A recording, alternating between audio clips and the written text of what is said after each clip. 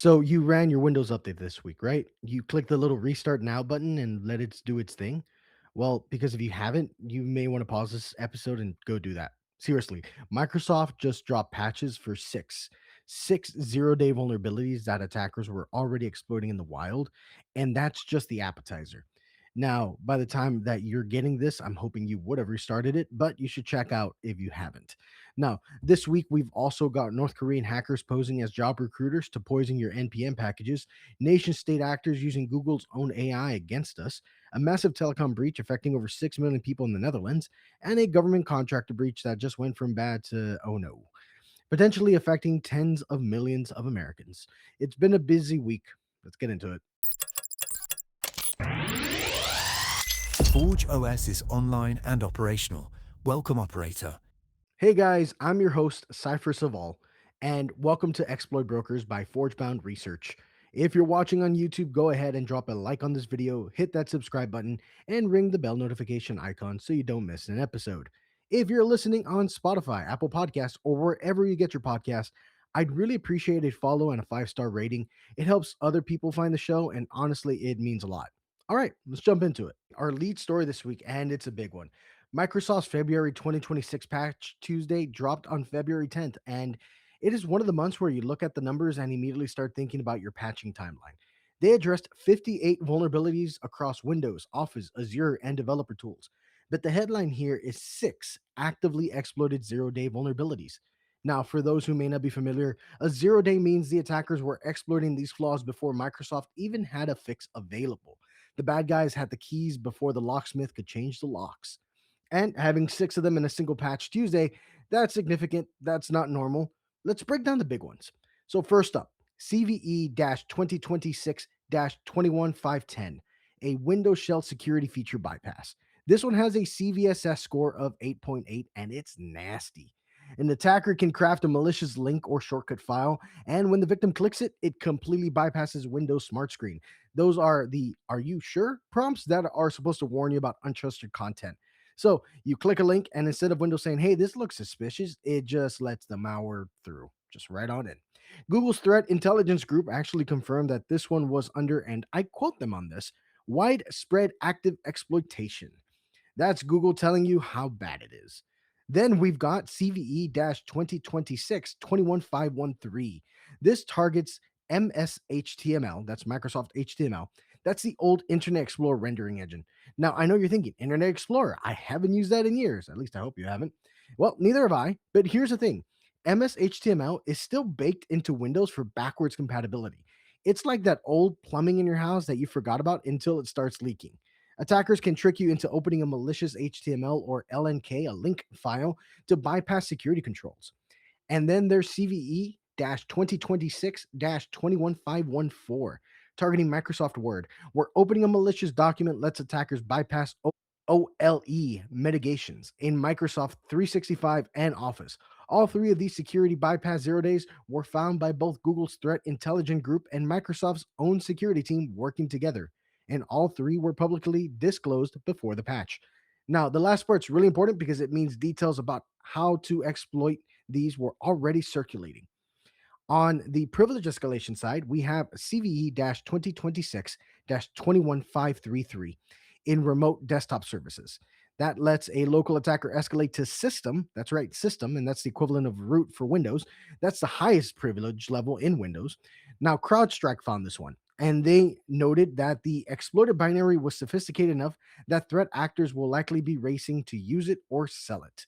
And CVE 2026 21519 in Desktop Window Manager also gives system access through a type confusion bug.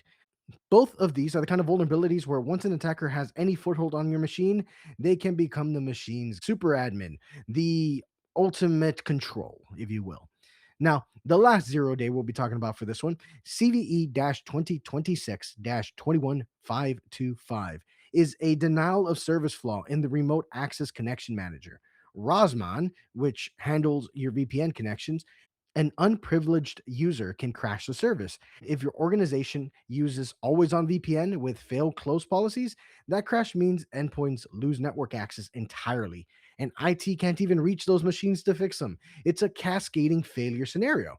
Acro Security actually found this exploit in a public malware repository back in December, meaning someone had weaponized it before the patch was even available. What really stands out here is the collaboration. Google, CrowdStrike, Acro Security, and Microsoft's own teams all independently finding and flagging these bugs suggest they were active campaigns, possibly by the same threat actor, chaining some of these together. When you see security bypass flaws combined with privilege escalation, that's a full attack chain. Get in, get root, do whatever you want. It does you no good if you get in and you can't access anything. And if you can get root but you can't get in, well, then there's already the chicken and the egg problem. To get a full attack chain means that you can do multiple steps and stages. So here's where I give you the advice you already know is coming. Update your stuff. Seriously, a patch does you no good if it's not installed. If you're running Windows in any capacity, personal, enterprise, server, get the patches deployed. Get them out there. Six actively exploited 0 days in 1 month is not something you sit on. Microsoft also started rolling out new secure boot certificates this month to replace the 2011 ones expiring in June. So that's another thing to keep on your radar. Now, let's talk about something that hits closer to home for a lot of us, especially if you're a software developer. The Lazarus Group. That's North Korea's most prolific state sponsored hacking operation or hacking entity, which has been running a sophisticated fake recruiter campaign targeting JavaScript and Python developers. For my developers out there, please be mindful. And they're doing it through NPM and PyPI, the package repositories that most of us use every single day. To give context for those who aren't developers, NPM and PyPI are like app stores for code libraries. When developers build software, they pull in packages from these repositories to avoid reinventing the wheel. You trust that the code you're downloading is legitimate, and that trust is exactly what the Lazarus Group is exploiting. Reversing Labs published research on this campaign, which they've codenamed GraphAlgo, after the first malicious package they found. It's been active since at least May 2025, and here's how it works. The attacker creates fake companies in the blockchain and cryptocurrency space. One was called Veltrix Capital, complete with professional looking domains like veltraxcap.org and GitHub organizations with legitimate looking projects. Then they approach the developers on LinkedIn, Facebook, and Reddit with job offers. You're a developer. You get a message from what appears to be a recruiter at a crypto trading firm. They want you to complete a coding assessment. Makes sense, right? Every developer doing anything anywhere usually does a coding assessment. Now, that is how the industry works. But the project they send you to clone and run contains a malicious dependency hosted on npm or PyPI. The moment you run npm install, which every developer does without thinking twice, it's just something you do to make sure everything is installed and runs the way you need it to be. You've just installed a downloader for a remote access Trojan. You've backdoored your own machine using the same exact steps you would for legit stuff. And the patience here is remarkable. One package called Big Math Utils racked up over 10,000 downloads as a completely benign util library. It wasn't until version 1.1.0 that the malicious payload was introduced. Build up trust, build up download counts, and then inject the poison. Right after the malicious version was published, they deprecated the package to cover their tracks. In total, researchers found 192 malicious packages connected to this campaign. The rat they deployed is no joke either. It can download and upload files, listen to running processes, execute commands, create and delete folders, basically full remote control of your system. The command and control communication is protected by a token based mechanism, meaning only requests with a valid token are accepted. That's a level of sophistication that tells you this is not some script kiddie operation. It's not just something randomly listening for any commands. They have a full auth mechanism built in. Now, the attribution to the Lazarus group is assessed at medium to high confidence based on consistent patterns. Fake job interviews as the initial vector, cryptocurrency focused lures, multi stage encrypted malware, delayed activation of malicious package versions, and this is a nice detail, git commit timestamps aligned with GMT plus 9, or also known as North Korea's time zone. The reason this matters to you is that North Korea is not a profitable country. They need money to fund their state operations and cybercrime, especially cryptocurrency theft. It's one of their major revenue sources. This is a nation state treating your NPM install as an attack surface. If you're a developer and you've installed any unfamiliar packages, as part of a coding challenge or job assessment in the last year, Reversing Labs recommends rotating all tokens and passwords. And honestly, consider a full OS reinstall. The IOCs are in the report. And for everyone, just be extremely cautious about running code from strangers. Even if it looks like a legitimate job assessment, you should be cautious of anything and everything. Staying on the nation state theme for a moment, because this next story ties in perfectly. Google's Threat Intelligence Group, GTIG, published a report on February 12th, confirming what a lot of us in the security space have been worried about. State backed hackers from North Korea, Iran, China, and Russia are actively using Google's Gemini AI to accelerate their cyber operations. It's something we're seeing. Okay, so before we jump in, let me give some context on why this is significant. Generative AI models like Gemini, ChatGPT, Claude, and others are incredibly powerful tools for research, coding, and analysis. But those same capabilities make them force multipliers for threat actors. You don't need to spend weeks manually profiling a target when you can have AI synthesize open source intel in minutes. The headliner here is North Korea's UNC 2970, which overlaps with, you guessed it, Lazarus Group, the same crew we just talked about. So Google observed them using Gemini to synthesize OSINT or open source intelligence and profile high value targets in the defense and cybersecurity sectors. They were searching for information on major cybersecurity and defense companies, mapping specific technical job roles, and gathering salary information. Why salary information? Because if you're going to impersonate a recruiter offering a software engineer at a defense contractor a new position, you need to know what a realistic offer looks like to make the lure convincing. That's Operation Dream Job. The same campaign now supercharged with AI near you. I know, it's just what the heck. So, Iran's App 42 is using Gemini for social engineering, creating official looking email addresses, researching targets, and crafting personas with natural native sounding language. This is a big deal because one of the classic tales for phishing has always been awkward grammar and syntax. AI eliminates that red flag, and pretty well most of the time. Now, China's Mustang Panda used it to compile dossiers on individuals in Pakistan and gather data on separatist organizations. Russia's UNC 795 used it for technical troubleshooting and building web based attack infrastructure.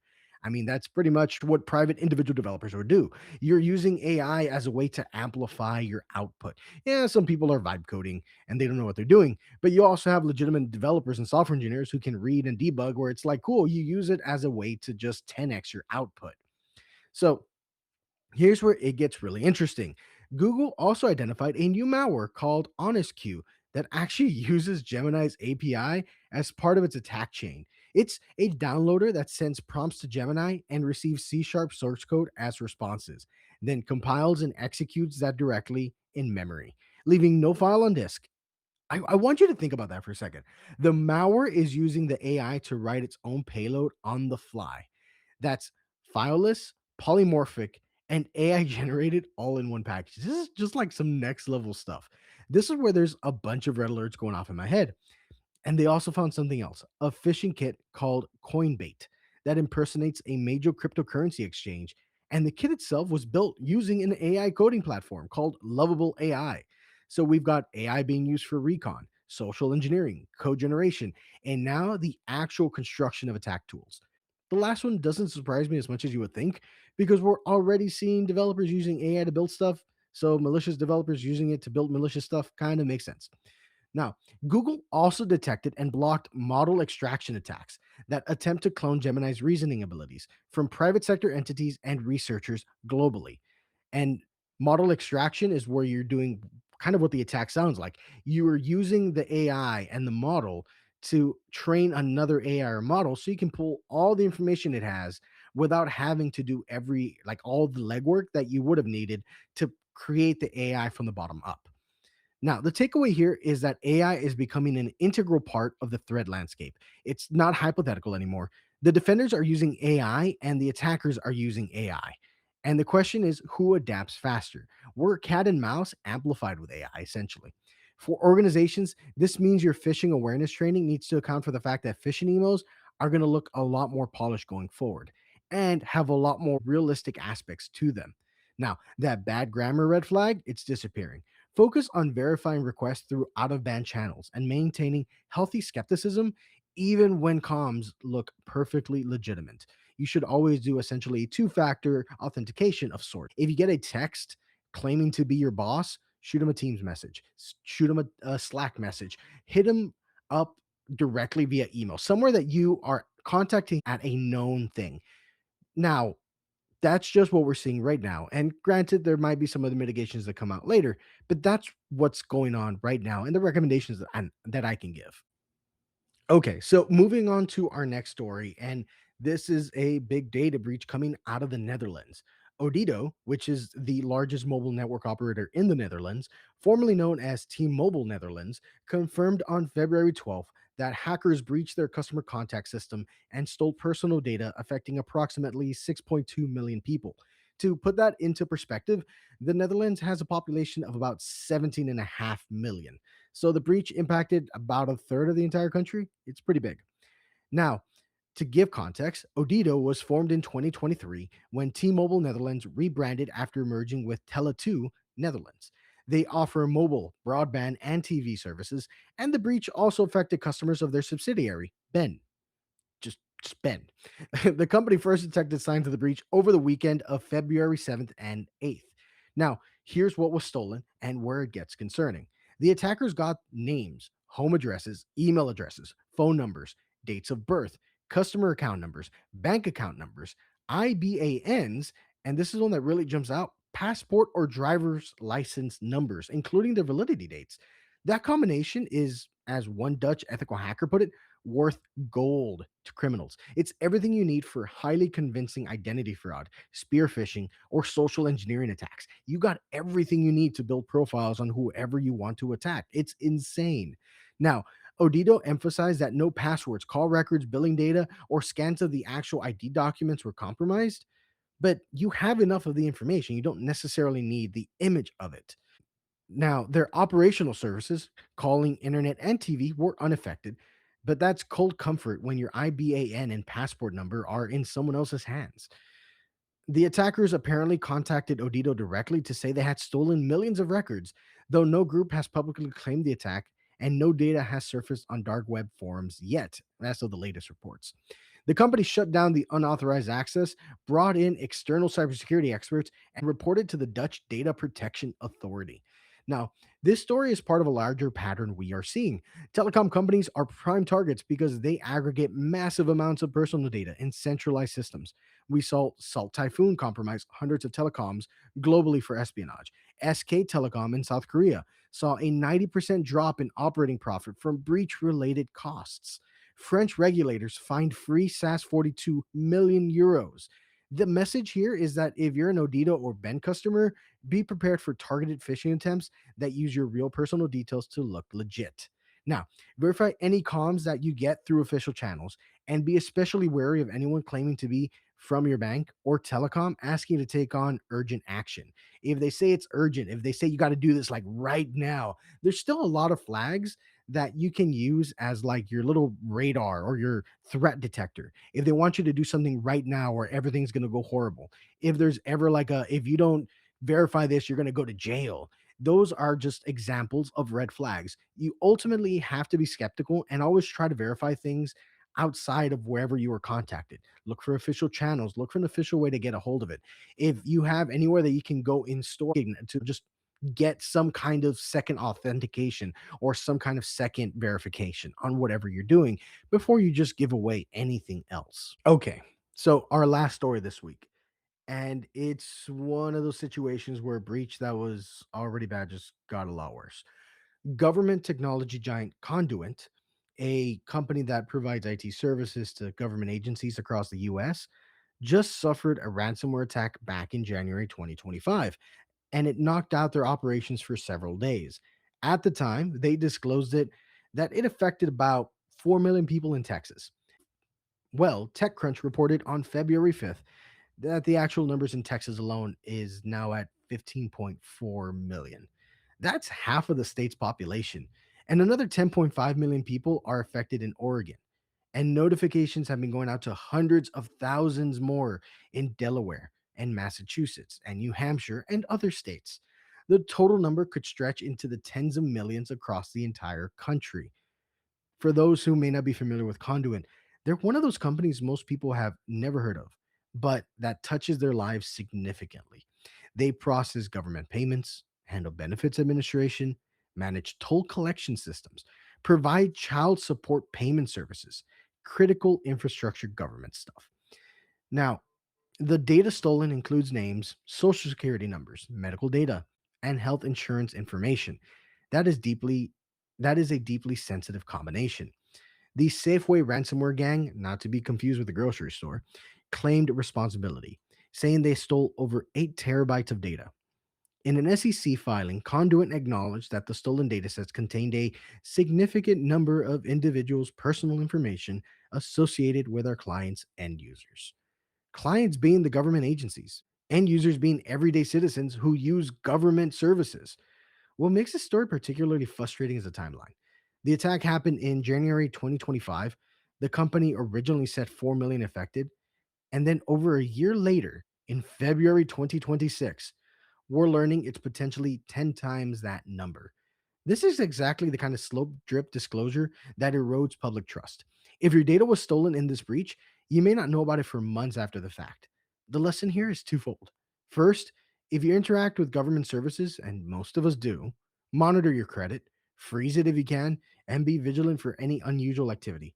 Second, for organizations, nothing's hack proof, but your incident response plan needs to be honest, timely, and disclose everything that you know. The cover up is always worse than the crime. You are just eroding trust. Now, the other thing to also keep in mind, with enough information, as one of the previous stories that we just covered said, they can start building profiles. So you should be cautious of anything that's messaging you with urgency or any call, text, whatever. If it sounds urgent, be extremely skeptical. Your data is out there. A lot of people's data is out there. And the more that is getting built up by attackers, the more realistic things are going to sound. And AI lends to the credibility because AI can make them sound more legitimate than they actually are. Okay, so let's just kind of recap things. Number one, patch, like it's urgent. Six actively exploited 0 days in a single patch Tuesday is an emergency. If you manage Windows systems in any capacity, this can't wait. Update your stuff. Number two, your package manager is an attack surface. Lazarus Group is poisoning NPM and PyPI through fake job assessments. If a recruiter asks you to run code as part of a hiring process, treat it with the same caution you treat an email attachment from a stranger. Sandbox it, audit the dependencies. Don't just blindly NPM install. Now, number three, AI is a force multiplier for good or bad. Nation state hackers are using generative AI to craft better phishing lures, profile targets faster, and even generate malware on the fly. Your security awareness training needs to evolve. Bad grammar is no longer a reliable phishing indicator. Number four, telecom data is a gold mine. The Odido breach shows that centralized customer contact systems are high value targets.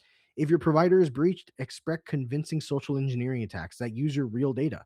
Verify everything through official channels and always do two-factor style approach where just because you think something's real, you always go through your known channels, your official channels, through official websites that you know to actually verify what's going on. And number five, breach disclosures can be icebergs. Conduent went from 4 million to potentially tens of million affected over the course of a year. Monitor your identity proactively.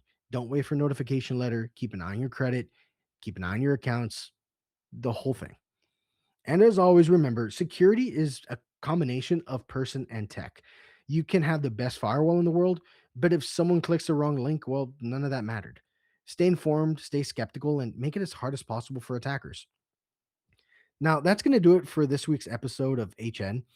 And I want to thank you for tuning in. Whether you're watching on YouTube, listening on Spotify or Apple Podcasts, or catching this wherever you get your content. If you found value in this episode, please share it with someone who needs to hear it, a colleague, a friend, someone who still hasn't updated the Windows machine. We're all in this together.